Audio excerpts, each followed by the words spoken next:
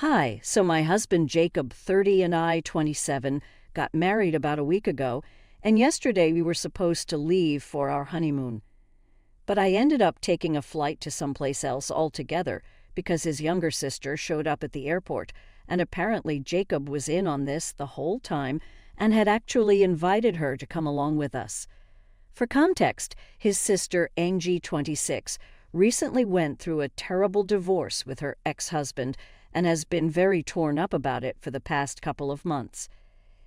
Angie and her ex had been high school sweethearts and got married as soon as they could. They spent several beautiful years together until about a year ago, when Angie found out that he had been having an affair for months with one of his coworkers. She tried to make it work with him even after that, but after several sessions of marriage counseling, her ex was the one who filed for divorce because he claimed that he just couldn't do this anymore. She begged him to stay, but in spite of that, he left and they got divorced. She received everything in the divorce: the house, the cars, the hefty settlement, but even that wasn't enough for her because she wanted her marriage to stay intact and didn't care about anything else. I thought it was really sad, and I honestly felt bad for her because she was a sweet person and she didn't deserve it. And to be honest, nobody deserves to live like that, and I had witnessed firsthand how depressed she was in the months following the divorce. I wanted to help her out, but all I could offer her were words of consolation. I wanted to involve her in the wedding so that she would stay busy and distracted, but Jacob told me that he didn't think it was such a good idea because being part of a wedding like ours would just remind her that her own marriage had fallen apart, and he made a good point. So I decided to only stick to checking up on her once in a while. Angie and I were never close friends, but we got along well. In fact, I think I could say that about most of Jacob's family. I wouldn't say that I was close to any of them, but we got along well, and I never had a problem with any of them so far. But then, a day after my wedding, my mother-in-law, Nora, 55, called me up and said that she wanted me to invite Angie to accompany us on our honeymoon. Jacob and I had been planning for this for a really long time, and I think I had been more excited about the honeymoon than the wedding, if I'm being really honest. I love traveling, and so does Jacob, and we love mountain ranges in particular, so we had a whole tour of the Alps planned. We had taken about 3 weeks off from work, and we had been really looking forward to this ever since we planned it. Now, I did feel bad for Angie, and I would have been willing to do whatever it took to cheer her up, except for this. Nora told me that even Angie loved to travel, and she believed that going on a trip with us would help her with the pain. But Angie wouldn't be willing to come along unless I invited her personally, so she wanted me to ask her and make it seem like I wanted her to come along. But truth be told, I didn't want her to come with us. For starters, this was supposed to be our honeymoon, and I don't think it's appropriate for family to accompany the newlyweds on their honeymoon. And secondly, I was really looking forward to this since the weeks leading up to the wedding had been really busy and hectic for both of us. Jacob and I had specifically taken time off so we could travel and have some quality time with just each other. It didn't seem fair for Nora to ask me to give all that up for the sake of Angie's happiness. So, with a heavy heart, I had to tell Nora that I couldn't do so because it wouldn't be fair to either of us. I expected her to understand that this was supposed to be our honeymoon, and I didn't want Angie tagging along. She didn't fight with me at the time, but tried to convince me that this could do her a world of good, and I would be doing them all a huge favor by inviting her to come with us. She told me that she was going to cover the cost of Angie's traveling with us, and I didn't even have to worry about the money. All that I had to do was invite her and be there for her. She was pushing it really hard, but even then I stood my ground and I firmly declined it because it was not fair to either of us. I could understand that it was difficult for her to deal with a divorce, but she couldn't just tag along with us and expect us to give up our honeymoon just so we could cheer her up. Besides, it wasn't even Angie trying to convince me to let her come along. Nora believed that it would be good for her to travel with us. Had Angie approached me, I might have even considered saying yes, but I didn't think that she wanted to come along with us either because she hadn't said anything of the sort. And even when I had mentioned the honeymoon to her, she hadn't shown any interest in wanting to come with us and just told me to have fun. That was it. So after a few minutes of conversation and arguing, Nora decided to drop it, and it didn't come up after that. After that conversation, I spoke to Jacob about what his mother had said, but strangely enough, he didn't have any reaction to it. He just asked me what I had told her, and I told him that I had said no. When I said that, he just grunted, and that was it. No further discussion about it. In hindsight, I probably should have read more into it, but at the time I was just too excited to start packing for our honeymoon, so I didn't pay much mind to his reaction. In the week between the wedding and the honeymoon, we were busy at work because we were trying to wrap everything up before we left, so we didn't have a chance to meet anybody from his family, and nobody tried to get in touch with us either. Jacob and I would talk about the honeymoon and our trip occasionally whenever we were at home this last week, but he didn't say a single word about what he had been planning until the very last minute. I had no idea that he had invited Angie to come along with us, and I only found out when we were at the airport, and Angie and Nora showed up yesterday. Jacob and I left about 3 hours before our flight was scheduled at the airport. While we were waiting outside and taking our bags out of the cabs, I suddenly noticed Angie and Nora approaching us. I tried to give everybody involved the benefit of the doubt until I noticed that Angie had her bags with her. I knew then that she was definitely not here to just say goodbye to us or drop us off.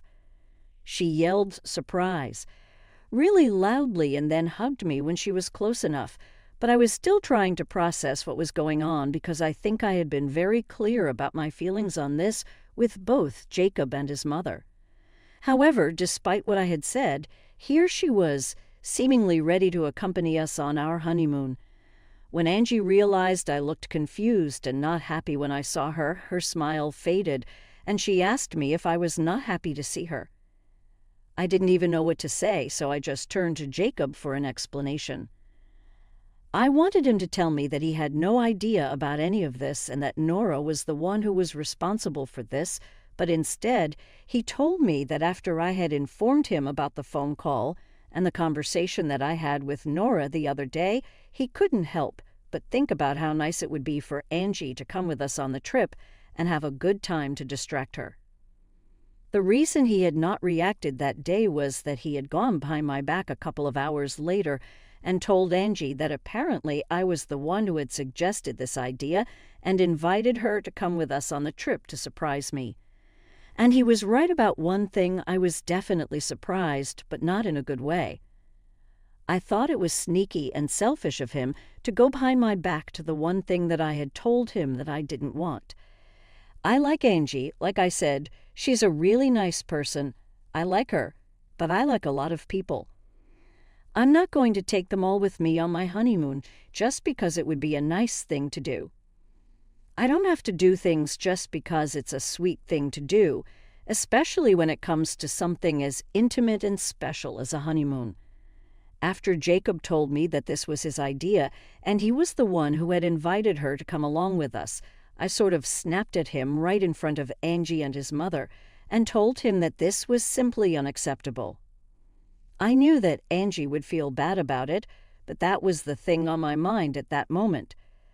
I told him that he had gone behind my back, and I couldn't forgive him for that because it had barely even been a week into our marriage, and he was already being sneaky and lying to me. He tried to pass this off as something really small and insignificant, but he thought I had been planning for this honeymoon for ages, and I had made it very clear to him that I was really looking forward to this, even on the day that I had told him about the suggestion that Nora had made and that I didn't like the idea of asking Angie to come along just because she was depressed. I think I had been very clear about my feelings on this, so this was not petty or insignificant in the slightest to me. I felt like he had betrayed me, and I was extremely upset, but he simply refused to look at it like that, and he said that I was making a bigger deal out of it than was necessary and completely blowing this out of proportion. He told me that Angie would be paying for herself, she would stay in a separate room, and she would only join us for certain activities, but we wouldn't be together all the time. However, that was not enough for me because at the end of the day, she was still going to be accompanying us on our honeymoon, and I don't know about everybody else, but I really think that's weird. Had this been any other trip, like a normal weekend trip, I don't think I would have had a problem, but asking my sister-in-law to come with me on my honeymoon was where I drew the line. After a bit of fighting and arguing, I decided that I had had enough, and since Jacob refused to take accountability and accept that he had done something messed up, I thought that I was better off going away on my own. I had already taken 3 weeks off from work, and I wasn't going to let that go to waste, so I dropped the argument, went inside the airport after telling him not to follow me, but of course he did follow me. However, I didn't want him around at that particular point in time, so I actually had to yell at him to stop following me around and said that I didn't want him anywhere near me or I really would report him for harassment. That stopped him from coming after me, but I could tell from his face that he was really upset and hurt by what I said. I didn't care because I was pissed off and I just wanted to be away from him. So once I had yelled at him and he had stopped following me, I decided to get myself a ticket, hopped onto the next flight to Miami. I was really lucky because it didn't require me to wait for long, and I was on the flight before Jacob even had a chance to change his mind about following me. Once I landed in Miami, I decided to turn on my phone and check for texts, and I realized that my inbox was full of messages from Jacob, Angie, and Nora. All of them seemed to be really apologetic for whatever had happened, but the only apology that really stood out was the one that I received from Angie. She told me that a few days ago, Jacob had visited her and told her that I had been suggesting that she accompany us on our honeymoon. She could barely even believe it.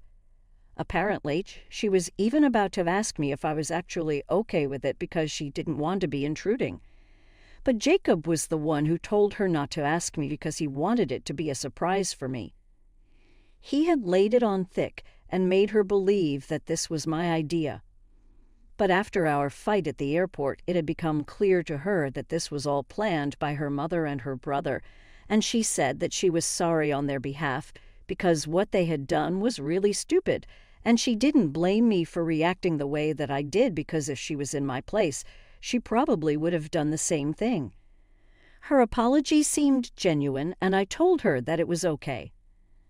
I could understand that she was going through something really difficult, and she wasn't even involved in any of this, so I forgave her. But with Jacob and Nora, it was a different story altogether. Jacob was apologizing, but he was also trying hard to make me seem like the bad guy here, and the same applied to Nora as well. They were trying to push me into believing that they only had good intentions and didn't think that I would get so upset about this. They claimed that they had believed that I would eventually be okay with this because I always acted like I liked Angie, and I do. I really like her, but like I said, that doesn't mean that I want her around on my honeymoon. And if they can't accept it, then I don't know what to tell them. Now, I know for a fact that I'm not in the wrong here, but I still kind of feel bad. And it doesn't help that ever since I landed here, I have been fighting with Jacob nonstop. It's because he just doesn't want to accept that he messed up by going behind my back and that this was not the right thing to do. I understand and I really respect the fact that he loves his family so much and is willing to make sacrifices for them, but I think it's extremely unfair to expect me to make the same sacrifices for his family. And not to mention I'm his family as well now, and he owes me certain things. It just feels like my happiness doesn't mean as much to him as his family's, and it feels really petty to make it seem like a competition, but that's how it appears. If he actually valued my happiness as much as he values his sister's, maybe he wouldn't have gone behind my back and done the one thing that I asked him not to do. We have been fighting, and it's been really bad because we've just been married for a week, and we've gotten off on the wrong foot already. We've been together for almost 7 years before this, and I feel like crap right now because something like this has never happened before. We have always had a relatively normal relationship, and yes, of course, like any other couple, we have also had fights, but none of this magnitude. And I just don't know how to deal with this. He insists that his heart was in the right place and that I really need to understand that. He claims that while having Angie accompany us on the honeymoon wasn't going to ruin anything for me, it would have meant a great deal to her and maybe even saved her from getting worse down the road. And I can't explain to him that having Angie accompany us on our honeymoon would have kind of ruined it for me without sounding like a really terrible person and the kind of wife who wants to separate her husband from her family. But I promise you guys, that's not the case.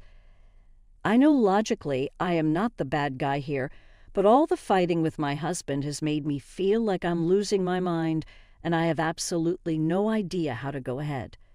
AITA for leaving my husband behind at the airport and canceling our honeymoon when I realized that he had invited his sister to accompany us on our trip. Update 1. So I'm still in Miami and I've been traveling a lot.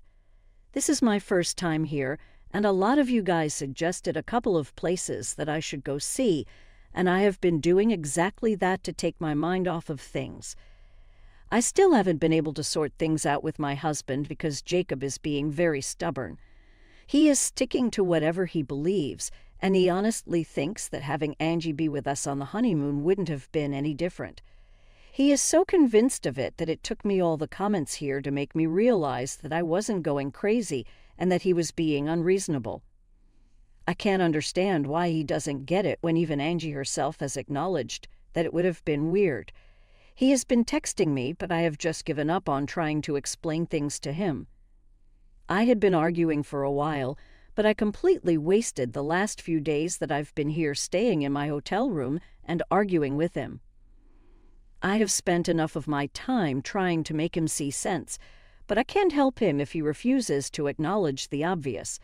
The worst part of this is that I can't even fully enjoy myself because in the back of my mind I keep thinking about Jacob and what I'm going to say to him when I go back. I can't avoid him forever, and we are literally married, so it's not even like we can just break up and be done with it. My entire existence feels heavy, and I don't know, I just feel like everything is going wrong right now. I have talked to my parents about this, but they don't really know what to do either. They only advised me to do whatever I felt was right, and they would be supportive of it. And I guess that's kind of helpful, knowing that they will be on my side no matter what. But I can't help feeling like everything is falling apart, and the fact that it's been less than even a month since our wedding is what makes everything so much harder to deal with. I know it's really easy for people to just tell me that this is a huge red flag and I should leave my husband, get divorced, be done with it. But in reality, it's not that easy. And I'm not even talking about the legal process of divorce. I'm talking about the emotional and mental toll it takes. I don't know what I'm going to do. Full disclosure, I just have absolutely no idea. And I don't even know what to expect. Update 2. I returned from Miami a couple of days ago, and I don't know, things have not been great so far. The day that I came back, I returned to an empty home because Jacob was not here. I spent 3 weeks in Miami, and after 2.5 weeks, he stopped texting me. Even the last few messages that he sent me he was still insisting that he did not have bad intentions and that I needed to reconsider whatever I was doing. When I came back home, I decided to finally respond to him and told him that I was back here. I didn't know what was going to happen. I just felt like I had to tell him because then at least something would happen. I couldn't stand the uncertainty of not knowing what the future holds, and I felt like I just had to talk to him. So the day that I told him that I was back here, he texted me back saying that he would come over the next day and we could talk. I thought that it was a good sign and we would finally get somewhere. But when he came over the next day, we were still stuck talking about the same things. We were still fighting about who was overreacting and who was in the wrong. He continued to say that I shouldn't have reacted the way that I did in front of Angie and made such a big deal out of this because I should have just trusted him since he would never do anything to jeopardize our relationship. But the fact that I was against something as silly as Angie joining us for our honeymoon, which was nothing but a glorified vacation, made him feel like I was being a little too oversensitive and that I had no need to act so crazy about it. I thought that it was really unfair. I had already told him before how I felt about Angie joining us, but he had completely overlooked it. More than Angie being a part of our honeymoon, I had a problem with him going behind my back and lying to me. In fact, not only lied to me, but he also lied about me when he told Angie that it was my suggestion that she join us for our honeymoon. I would love for her to be happy, but not at the cost of my own happiness. And I don't think there's anything selfish or cruel about it, like the way he was trying to portray it. If anything, he was the one being selfish because he couldn't be bothered to think about my feelings and only cared about being the good guy for his family, but not for me. It made me feel like he was telling me I was not worth it, and that was a really sucky feeling. On top of that, there was the fact that he was currently living in a hotel because he said that he hadn't even left after he found out that I had taken off without him. He told me that after I stopped responding to his messages, he had half a mind to go ahead and file for a divorce because he thought I was taking things too far. I thought this attitude was uncalled for because he was the one who screwed up. We argued a lot, and to sum things up, there was absolutely no improvement in our situation. He keeps saying I don't have a sibling, which is why I don't understand why this is so important to him. And all right, maybe that's true. I'll never personally understand what it's like to have a sibling and care for them so much. But you know what? There were several people in the comments of this post who did have siblings, and they told me that this was taking things too far. So yeah, maybe he is the one in the wrong, and he's just trying to gaslight me into believing that I'm the one who's overreacting. Whatever the case, I'm not falling for any of it. I have made up my mind that if he doesn't apologize to me soon, then I might just have to talk to my lawyer and prepare for a divorce. If he does apologize, that's a different story. I have been thinking about marriage counseling, but that's only if he approaches me within the next few days and tells me that he is sorry about everything. Right now, it seems really unlikely, just by the way he and Nora are the only people who think what he did was completely fine, and I'm the one who is taking it too hard for no reason. But Angie, the person who they are fighting so hard for, is actually on my side on this. She has reached out to me several times to let me know that she has been trying to explain this to both Nora and Jacob and tell them that what they did was backhanded and it was just not cool. But they're not even willing to listen to her, which just goes to show that it's more important for them to be right even more than doing the right thing. I totally don't even know what to think anymore because this situation is just ridiculous. I thought that I had married a sensible, amazing man, but right now I don't feel that this is the same person that I had married. I have a lot of conflicting feelings, and talking about it here helps me make sense of it, even if it's just a little. I just don't want anything apart from a resolution to this. It's getting really tiring now, and I can't continue to deal with this drama all the time. Update 3. Hi folks, so this update is long overdue. Now, I haven't posted anything here for the last couple of months because I have been going through a terrible divorce. I did decide to give Jacob a chance and suggested marriage counseling a couple of days after my last update here. He had expressed that he wanted to work on our marriage and he didn't want to give up yet. Jacob said that he wasn't ready to let go of me and wanted to work on our issues. So after a lot of deliberation, he and I decided to give marriage counseling a try. But it didn't help. We would be doing perfectly fine during the sessions in the presence of our therapist, but as soon as we were out, it would be back to fighting, and it would feel like we were just wasting time. During therapy sessions, we still didn't give up, though. I had already told him before how I felt about Angie joining us, but he had completely overlooked it. More than Angie being a part of our honeymoon, I had a problem with him going behind my back and lying to me. In fact, not only lied to me, but he also lied about me when he told Angie that it was my suggestion that she join us for our honeymoon. I would love for her to be happy, but not at the cost of my own happiness. And I don't think there's anything selfish or cruel about it, like the way he was trying to portray it.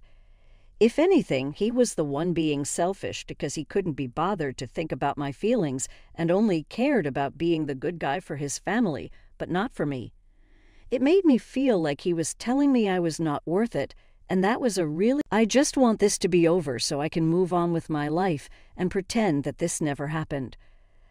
I have been looking into individual therapy for myself because it's really crazy what I'm dealing with here, and I really think I could do with help to process everything that's going on.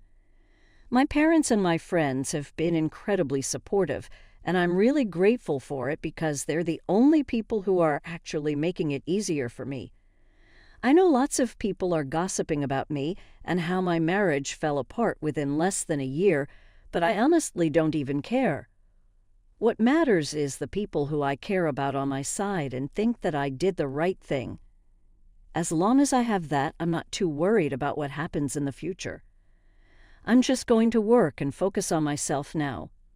Sure, it's going to be a painful couple of months emotionally, but people have gone through worse and survived, and I'm hopeful for the future. Thank you so much for all the love and support that you guys have shown me. It means a lot to me. Stay tuned for more stories from our legacy of revenge.